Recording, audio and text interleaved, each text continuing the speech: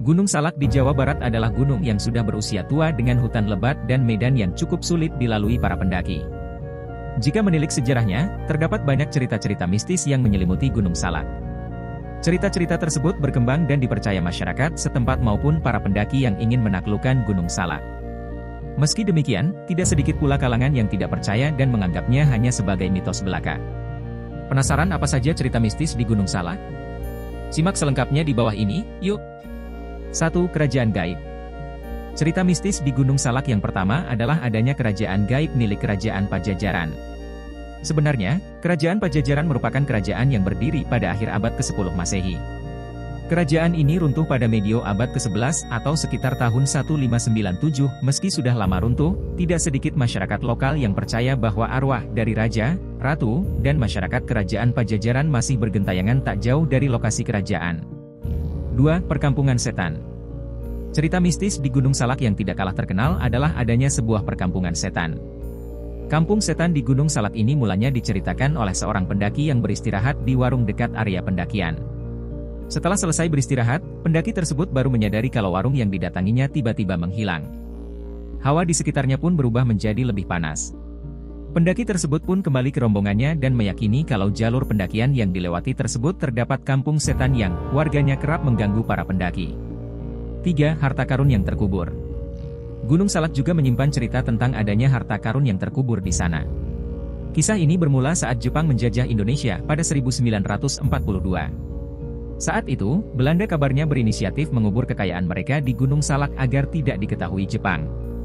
Pihak Belanda berencana menggali kembali harta tersebut jika Jepang sudah angkat kaki dari Indonesia. Namun, setelah Indonesia merdeka, Belanda juga sulit masuk kembali ke Indonesia dan menggali harta mereka. Alhasil, harta yang disimpan tidak mereka ambil dan kabar ini meluas ke masyarakat lokal yang tinggal di kaki Gunung Salak. Mereka pun ingin mencari harta karun tersebut, tapi sayangnya usaha mereka sia-sia karena yang mereka temukan justru mayat orang Belanda. 4. Suara gamelan. Gunung Salak juga diselimuti cerita mistis tentang alunan suara gamelan yang sering didengar para pendaki saat menuju puncak. Menurut berbagai cerita warga, banyak pendaki mendengar suara gamelan yang tidak tahu asalnya dari mana.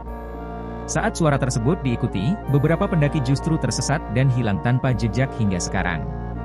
Tidak sedikit juga yang merasa terhipnotis karena suara gamelan tersebut, sehingga ikut tersesat.